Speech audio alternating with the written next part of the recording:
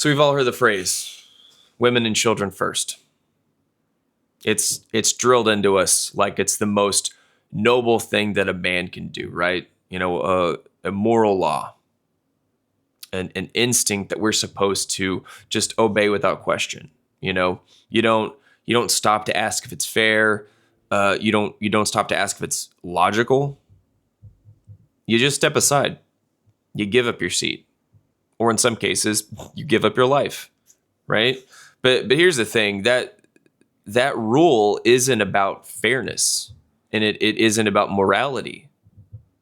It isn't even about survival of the group. It's about male disposability.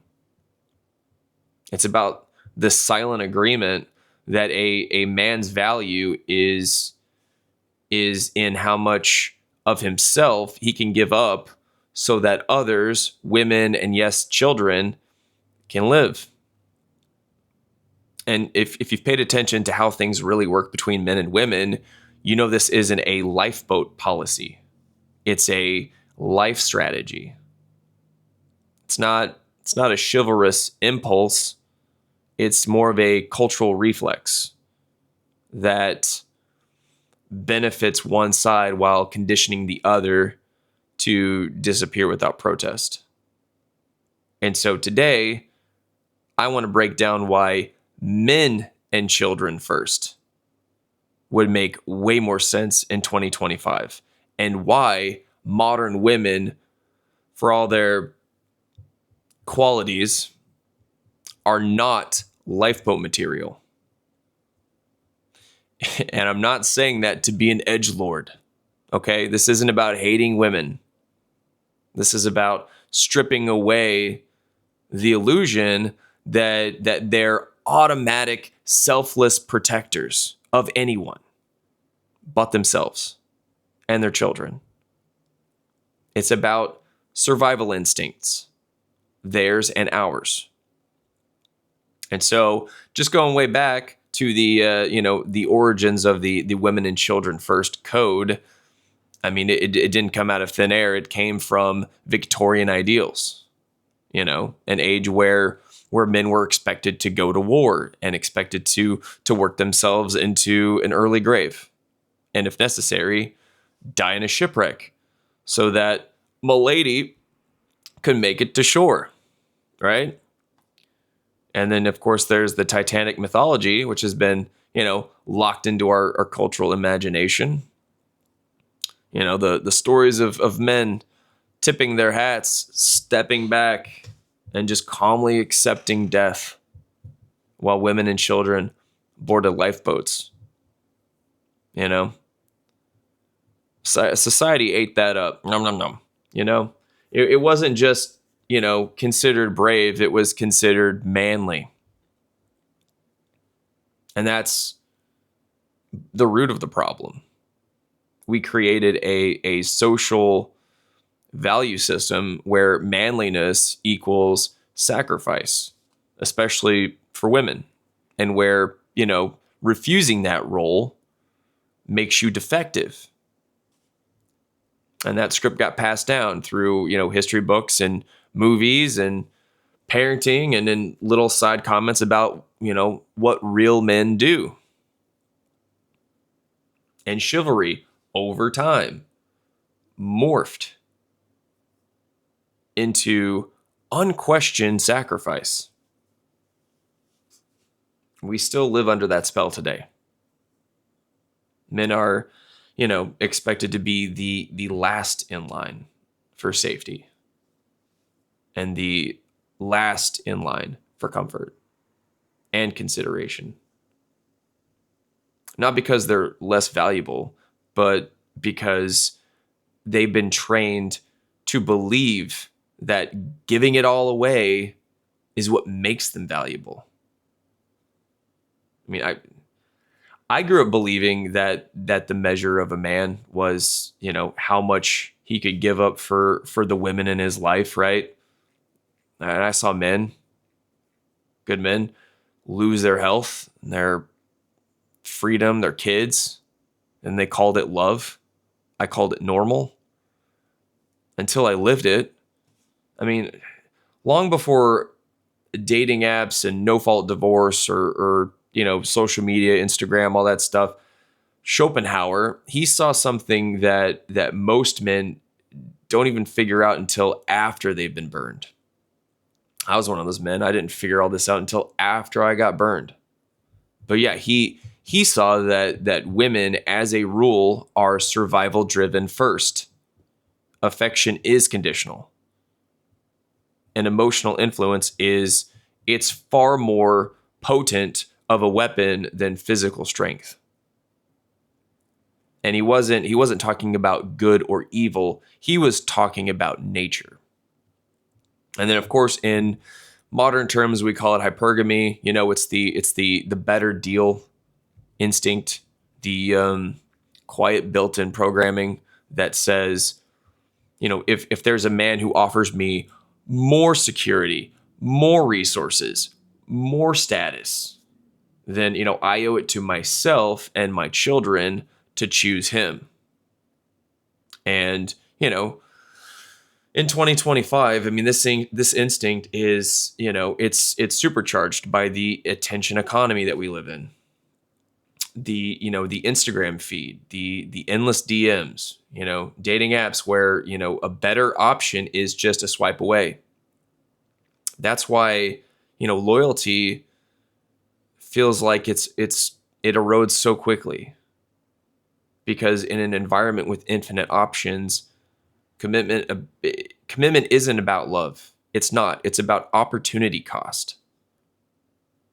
And for me, it wasn't about someone trading up to a better option. It was about realizing that the commitment that I thought was there was never built on the same foundation that I believed that it was.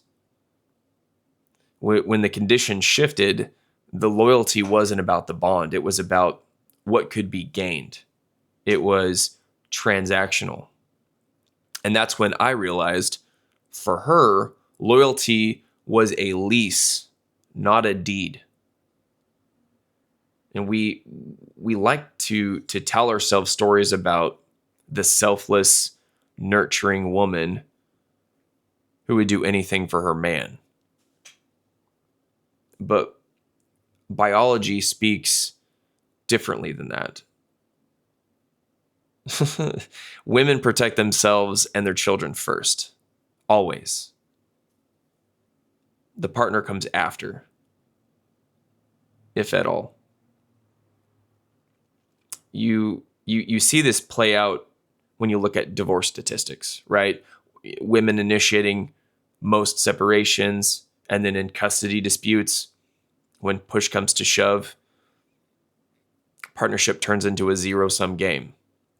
And I know I've lived it in my own custody battle. The idea of partnership disappeared the second that it stopped serving her interests.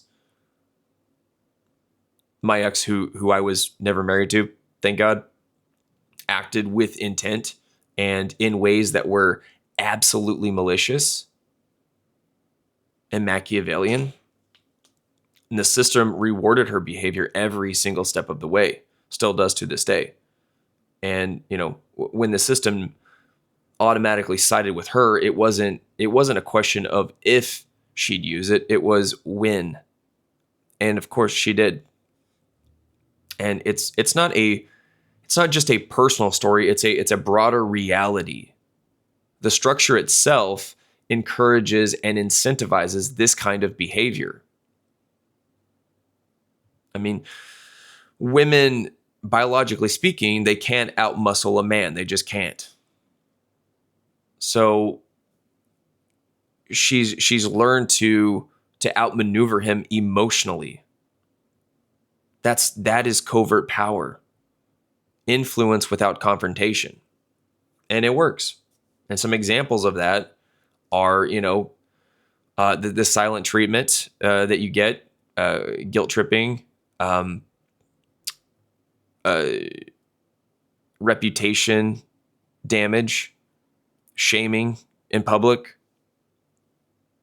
social exclusion.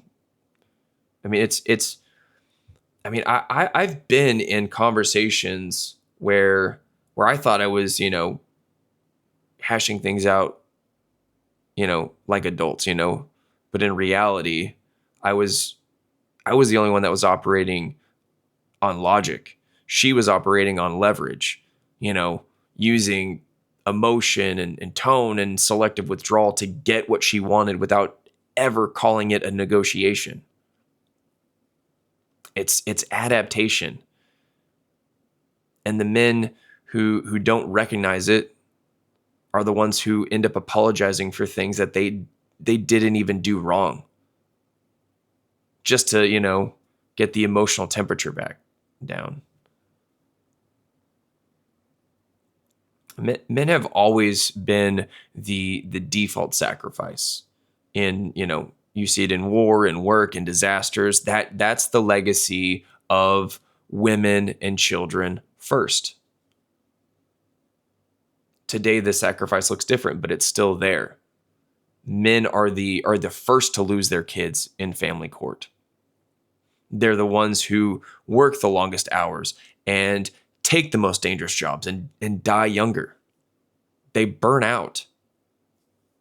And society calls it providing.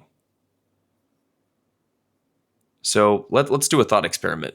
What if we actually said men and children first? More fathers alive and involved in their kids' lives. Less financial ruin after custody battles. Boys growing up with strong male role models instead of being raised in fatherless homes. You've probably seen the statistics, the outcomes with single fathers. The ripple effects would be massive and very positive. Up to this point, everything I've said has been about recognizing the problem, the cultural script, the instincts, the system that takes from men without hesitation. But recognition alone isn't enough. If you see the iceberg and you're still standing on deck, just waiting for someone else to act, you're still going down with the ship, dude. This is where action matters. If you don't want to be the lifeboat, the thing that saves everyone else at the expense of yourself, you have to make deliberate changes in how you live and how you think and in how you engage with people. Step one is awareness. And that means actually seeing these instincts and patterns when they happen. And most men miss them because they've been taught and conditioned to give the benefit of the doubt until they're in ruins. And awareness isn't about becoming bitter or paranoid. It's just about, removing the blindfold so that you can stop walking into the same trap over and over again. That's it. Step two is detachment. And that doesn't mean that you just stop caring about anyone. That's not what that means. It means you stop letting your sense of worth hinge on whether someone approves of you or loves you or rewards you in any way. Detachment is the ability to stay steady even when someone else is trying to pull you into their storm. And then step three is boundaries. I mean, if you can't say no, then you will always be someone else's safety net and doormat. And they will feel entitled to use you. A man without boundaries is a man without leverage. Boundaries aren't walls to keep everyone out. They're just lines that define what's yours to give and what's off limits. And then step four is self-mastery. Build a life that doesn't require female validation to feel complete. When your time and your energy and your full focus and attention is directed towards your own mission, your own fitness, your own financial independence, and your own personal code, everything shifts and changes. The moment you stop needing that outside validation, your entire dynamic with women changes. And so does your dynamic with yourself.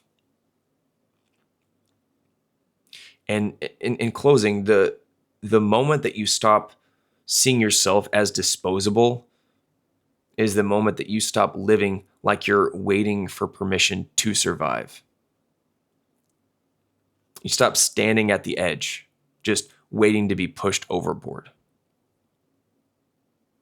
You step into the reality that no one is coming to save you. And you don't need them to. A man who understands his value doesn't beg for space in someone else's boat. He's building his own and decides who's allowed on it. Women and children first. That's a bedtime story for a world that no longer exists. In the real world, if you can swim, you don't hand over your lifeline. You guard it. You protect it. And you make damn sure you're still afloat when the storm clears.